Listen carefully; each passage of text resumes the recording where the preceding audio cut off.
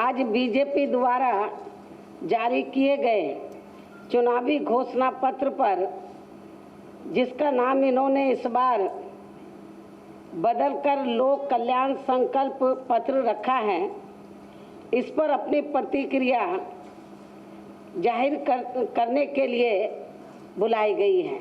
जो इन्होंने आज अपना चुनावी घोषणा पत्र जारी किया है, जिसका नाम बदलकर, तो उस पर अपनी पार्टी की प्रतिक्रिया जाहिर करने के लिए बुलाई गई है। और इस संबंध में सबसे पहले मैं ये कहना चाहूँगी कि बीजेपी को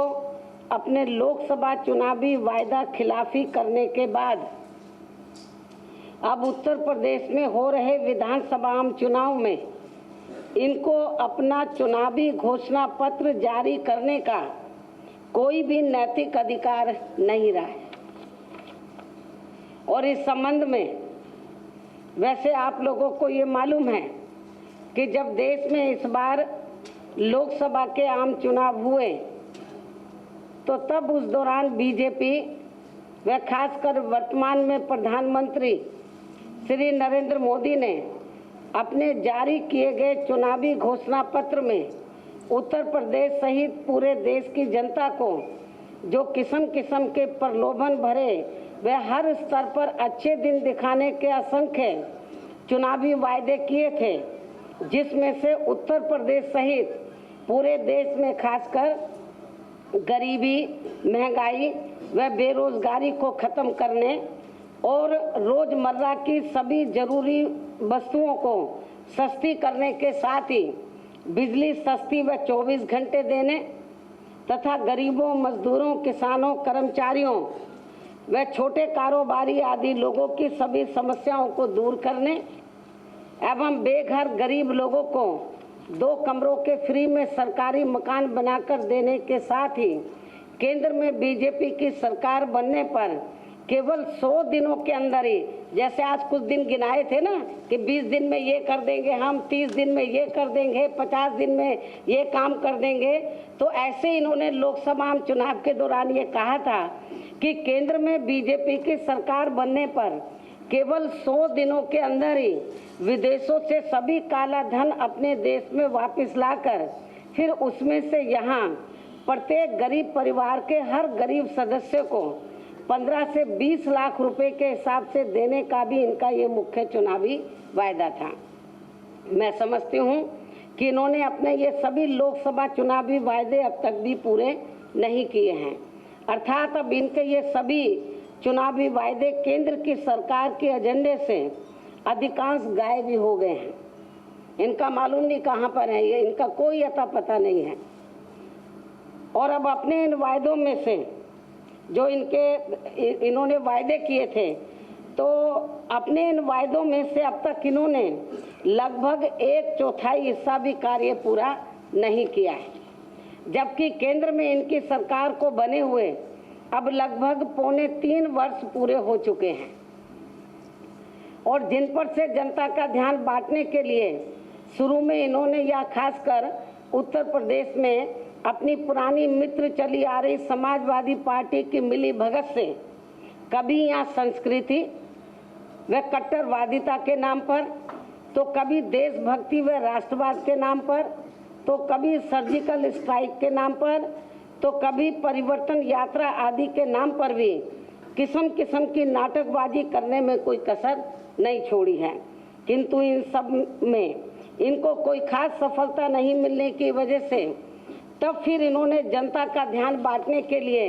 अपने राजनीतिक स्वार्थ में एक सोची समझी रणनीति व षड्यंत्र के तहत ही गत वर्ष दिनांक 8 नवंबर सन 2016 को देश में काला धन व भ्रष्टाचार पर अंकुश लगाने की आड़ में व इसे राष्ट्र हित से भी जोड़कर फिर बिना पूरी तैयारी के ही पूरे देश भर में अचानक 500 व 1000 रुपये के नोटों पर पाबंदी लगाने का यह एक ऐसा अपरिपक्व फैसला ले लिया, जिसकी मार से देश के लगभग 90% गरीब, किसान, मजदूर व अन्य मेहनतकश एवं मध्यम वर्गीय लोग अभी तक भी पूरे तौर से उभर नहीं पा रहे हैं। और अब ये लोग इनको अंदर अंदर खूब कोस रहे हैं। इसलिए इन सब बातों को मद्देनजर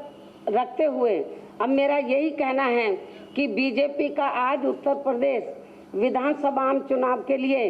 जारी किया गया इनका चुनावी घोषणा पत्र पूरे तौर से प्रदेश की जनता की आंखों में धूल झोंकने वाला है, इसके सिवाय कुछ भी नहीं है। और इतना ही नहीं बल्कि इन्होंने अपने चुनावी घोषणा पत्र में आज प्रदेश के गरीबों, मजदूरों, किसानों, व्यापारियों एवं अन्य विभिन्न क्षेत्रों में लगे लोगों के साथ साथ दलितों, अन्य पिछड़े वर्गों व अन्य उपेक्षित वर्गों के लिए जो बढ़िया बढ़िया बातें कही हैं, ये सभी इनके लोकसभा आम चुनाव की तरह ही यहाँ की जनता को गुमराह करने वाली बातें हैं, जिसके बारे में हमारी पार्टी का संक्षेप में यही कहना है कि वे इनके यानी कि जनता, प्रदेश की जनता इनके इस प्रलोभन भरे वे हवाई एवं खोखले चुनावी घोषणा पत्र से के बहकावे में आने वाली नहीं है। अर्थात जनता इनके ये जो वायदे हैं लोकसभा आम चुनाव की तरह जो इन्होंने विधानसभा आम चुनाव में किए हैं, तो जनता इनके इन सभी प्रलोभन भरे हवाई एवं खोखले चुनावी घोषणा पत्र से जरूर सावधान रहे, वरना तब पछताए होत क्या जब चिड़िया चुग गई खेत की तरह ही इन्हें फिर यहाँ कई बाद में पछताना ना पड़े। और इस मामले में प्रदेश के खासकर दलित, आदिवासी व अन्य पिछड़े वर्ग के लोग तो इनके कतई भी बहकावे में आने वाले नहीं हैं, जिनके आरक्षण को ये लोग खासकर यहाँ उत्तर प्रदेश की सत्ता में आते ही फिर मौका पाकर इसे कभी भी कानूनी तौर से हमेशा के लिए ख़त्म कर देंगे।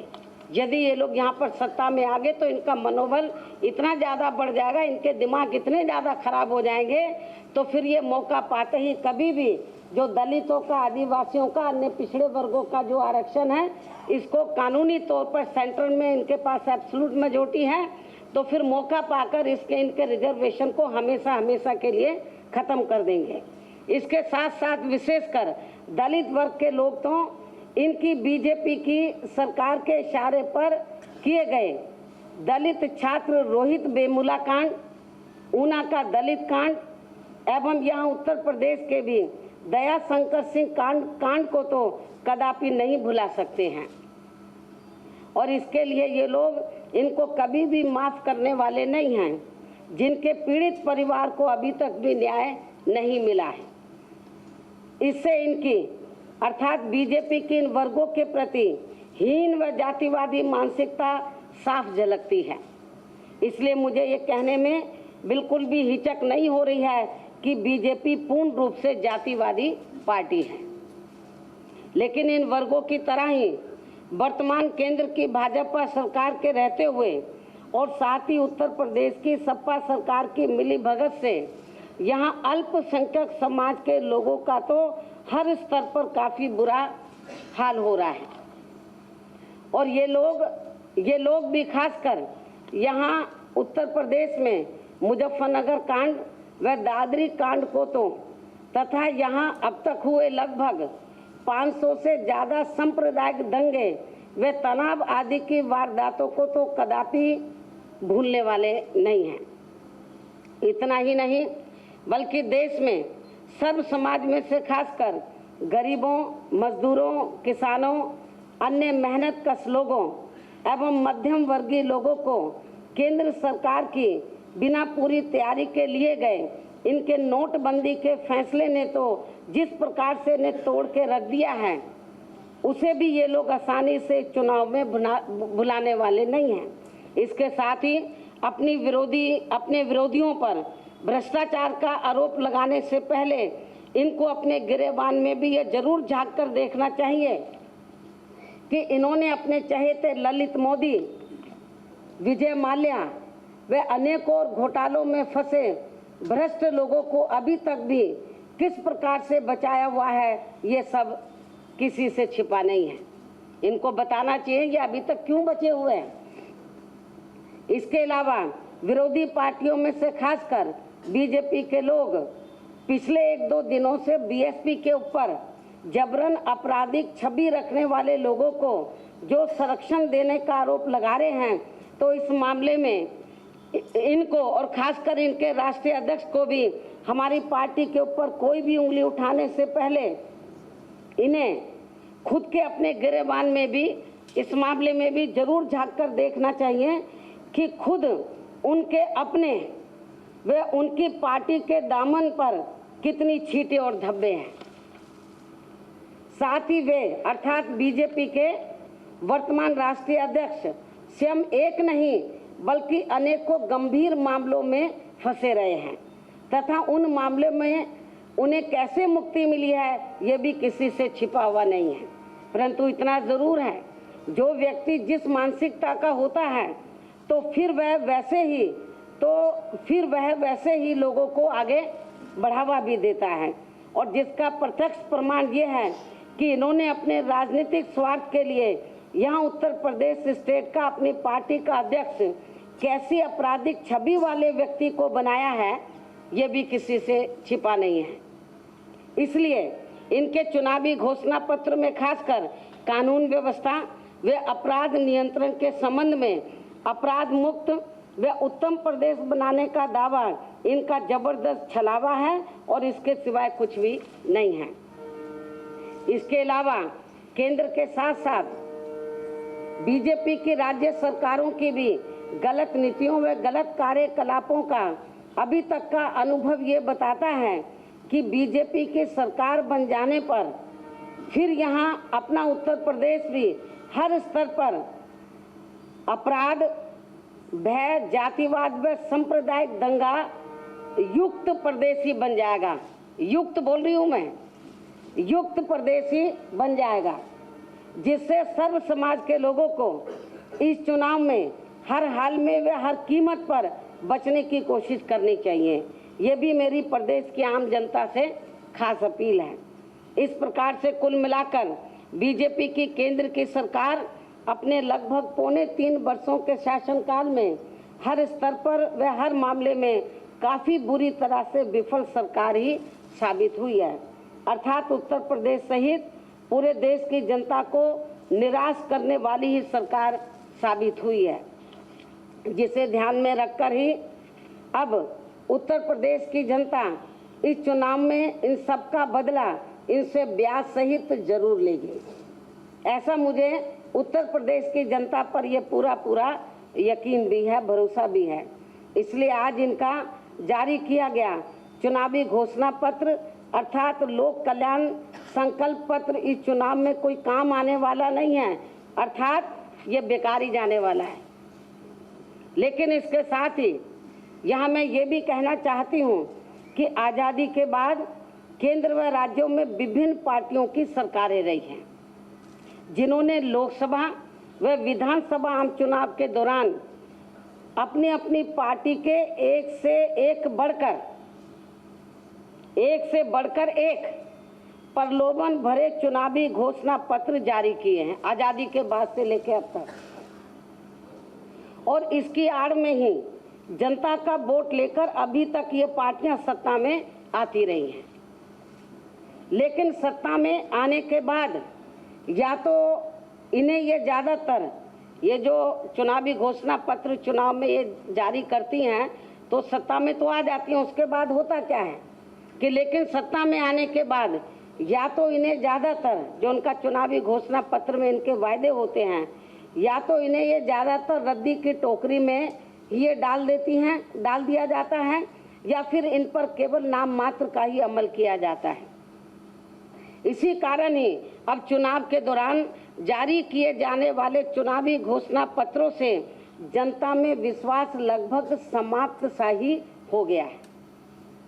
इसलिए इन सब बातों को ध्यान में रखकर ही हमारी पार्टी ने जनता में विश्वास पैदा करने के लिए दूसरी पार्टियों के पद चिन्हों पर न चलकर अपना कोई भी चुनावी घोषणा पत्र आदि जारी नहीं करने का, बल्कि इसके स्थान पर जनहित व जन कल्याण के लिए पूरी ईमानदारी व निष्ठा से कार्य करके दिखाने का ही फैसला लिया है। और इसी नीति के तहत चलते हुए ही पिछले 4 शासन कालों के दौरान बिना चुनावी घोषणा पत्र जारी किए हुए ही हमारी पार्टी की सरकार ने यहाँ प्रदेश व जनहित में अनेकों ऐतिहासिक काम किए हैं और खासकर अपराध नियंत्रण व कानून व्यवस्था के मामले में जन अपेक्षा के अनुसार यहाँ अति उत्तम काम करके दिखाया है और इस मामले में लोगों का विश्वास अर्जित किया है, जो एक राजनीतिक पार्टी के रूप में बीएसपी के ये असली पूंजी भी है। इसलिए उत्तर प्रदेश में वर्तमान में हो रहे विधानसभा आम चुनाव में भी हमारी पार्टी ने अपनी इस जनहितैषी नीति को अभी तक भी बरकरार रखा है और दूसरी पार्टियों की तरह अपना कोई भी प्रलोभन भरा चुनावी घोषणा पत्र आदि जारी नहीं करके यहाँ सरकार बन जाने पर सर्व समाज के हित में जबरदस्त काम करके दिखाने का ही फैसला लिया है। अर्थात हमारी पार्टी जो भी कहती है तो उस पर पूरी ईमानदारी से अमल भी करती है। और इस संबंध में यहाँ मैं ये भी कहना चाहती हूँ, आप लोग ध्यान दें मेरी बात पर, और इस संबंध में यहाँ मैं ये भी कहना चाहती हूँ कि मेरे उत्तर प्रदेश में 1 फरवरी से चुनावी जनसभाओं व रैलियों आदि के कार्यक्रम भी शुरू हो जाएंगे और इस दौरान मैं अपनी चुनावी जनसभाओं व रैलियों आदि में जो भी जनता को उनके हित के लिए कार्य करने की बात कहने वाली हूँ तो उन पर सरकार बनने के बाद फिर जरूर अमल किया जाएगा, क्योंकि हमारी पार्टी जो कहती है उस पर अमल भी करती है। तो जब मैं अपनी चुनावी जनसभाओं में जो भी मैं बात रखूंगी, उत्तर प्रदेश के जनता को जो भी मैं कहना चाहूँगी कि उसके ऊपर हमारी पार्टी सत्ता में आने के बाद पूरी ईमानदारी निष्ठा से अमल भी करेगी। इसके अलावा इसके पूर्व में जहाँ तक सपा के घोषणा पत्र में किए गए, क्योंकि आज बीजेपी ने जारी किया, इससे पहले सपा ने किया। इसके अलावा इसके पूर्व में जहाँ तक सपा के घोषणा पत्र में किए गए अनेकों लोक लुभावन वायदों का सवाल है, तो ये सपा सरकार के कार्यों की तरह ही काफ़ी हवा ही लगता है और अब जनता इनके किसी भी प्रकार के बहकावे में आने वाली नहीं है। वैसे भी वर्तमान सपा सरकार यहाँ जंगल राज का प्रतीक होने के कारण इनके ये सभी चुनावी वायदे, जैसे बीजेपी का चुनावी घोषणा पत्र है तो वैसे ही सपा का है। सपा भी कोई कम नहीं है, हम ये करेंगे, हम वो करेंगे। भाई 5 साल आप लोग सत्ता में रहे तो जो आप अब चुनावी वायदे कर रहे हैं तो ये तो आप करके दिखा सकते थे, लेकिन आप बोलते हैं हम ये करेंगे वो करेंगे। अब बीजेपी भी कोई कम नहीं है, वो बोलती है हम 10 दिन में ये करेंगे, हम 20 दिन में ये करेंगे, हम 30 दिन में ये करेंगे, 40 दिन में ये करेंगे। अरे भाई आप 100 दिन में, आपने तो ये कहा था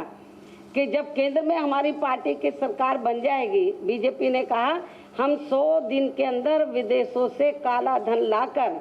तो पूरे देश में, जिसमें उत्तर प्रदेश भी शामिल था, कि गरीब, हर गरीब परिवार में मान लीजिए 5 लोग हैं तो प्रत्येक गरीब मेंबर को, सदस्य को 15 से 20 लाख रुपए मिलेंगे। लोग बहकावे में आ गए। उन्होंने सोचा कि ये तो भाई बहुत बड़ा, ये तो उनको पैसा मिल जाएगा बिना कमाए हुए। लोगों ने वोट दे दिया। अब लोगों को क्या इतना, उनको यहाँ की जनता को, पूरे देश की जनता को, तो इन्होंने क्या इतना इनको मूर्ख समझ लिया है। बीजेपी के लोगों ने ना समझ लिया है कि एक बार धोखा खा गए फिर ये लोग धोखा खा जाएंगे।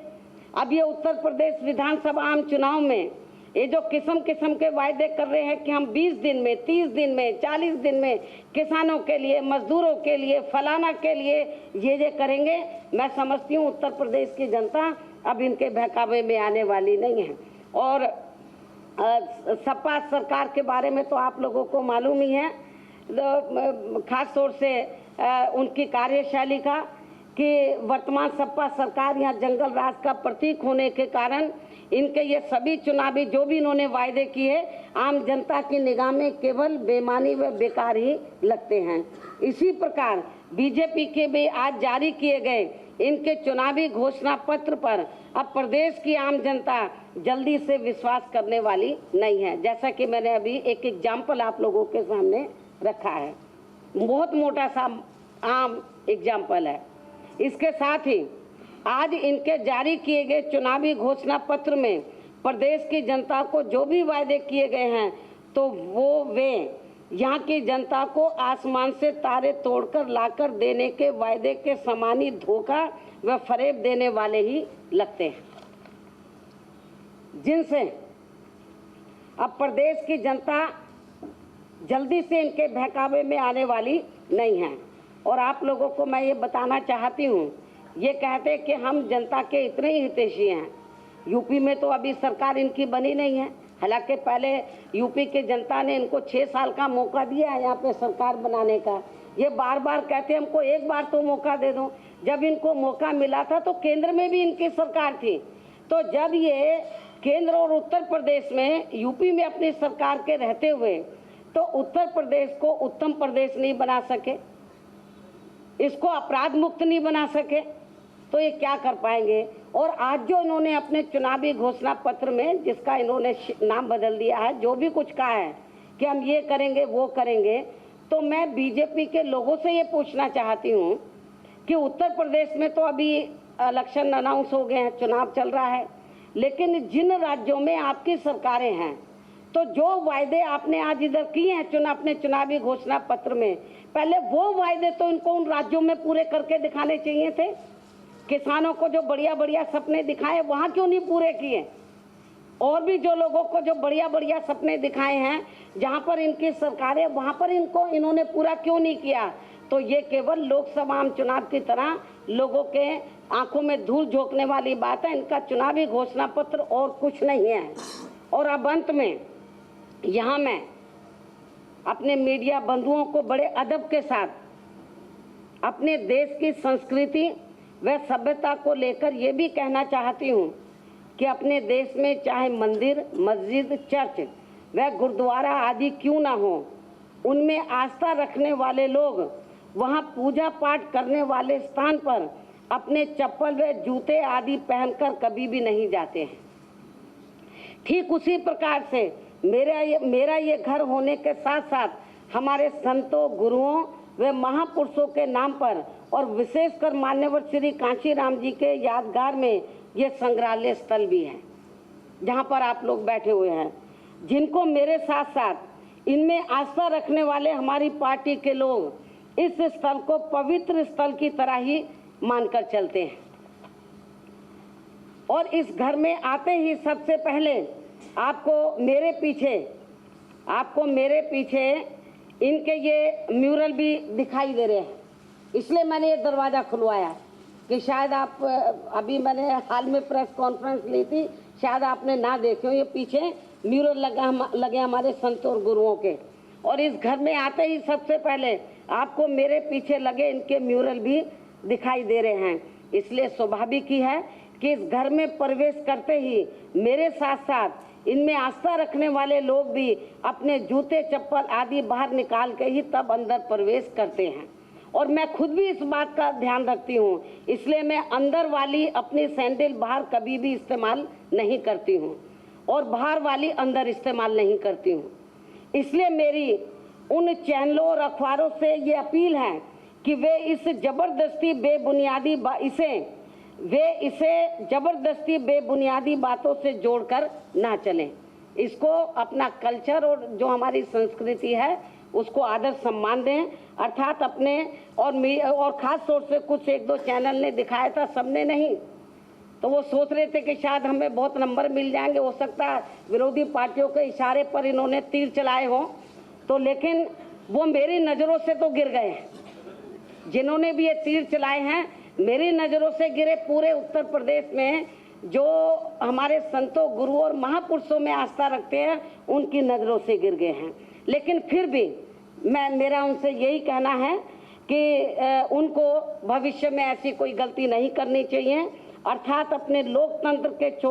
चौथे स्तंभ की गरिमा को बनाए रखना बहुत ज़रूरी है, ऐसी मेरी पुरजोर अपील भी है। और अब संक्षेप में मैं फिर से यही कहना चाहती हूँ कि आज बीजेपी द्वारा उत्तर प्रदेश विधानसभा आम चुनाव को लेकर जो चुनावी घोषणा पत्र यानी कि लोक कल्याण संकल्प पत्र जारी किया गया है, वह इनके लोकसभा, ये सब इनके लोकसभा आम चुनाव की तरह ही कोरा हवाई है, खोखला है, और इस पर भरोसा करना मानो अपने पैरों पर खुद कुल्हाड़ी मारने के समान ही होगा। जिससे सावधानी बरतते हुए अब मैं प्रदेश की जनता को अपनी सर्वजन हिताय, अपनी पार्टी की सर्वजन हिताय व सर्वजन सुखाय की तथा यह अन्याय, अत्याचार, भय, अपराध, अराजक, भ्रष्ट, सांप्रदायिक व जंगल राज मुक्त, यहाँ मैं मुक्त की बात कर रही हूँ, जंगल राज मुक्त सरकार बनाने के लिए अपील करते हुए अब मैं अपनी बात यहीं समाप्त करती हूँ। धन्यवाद।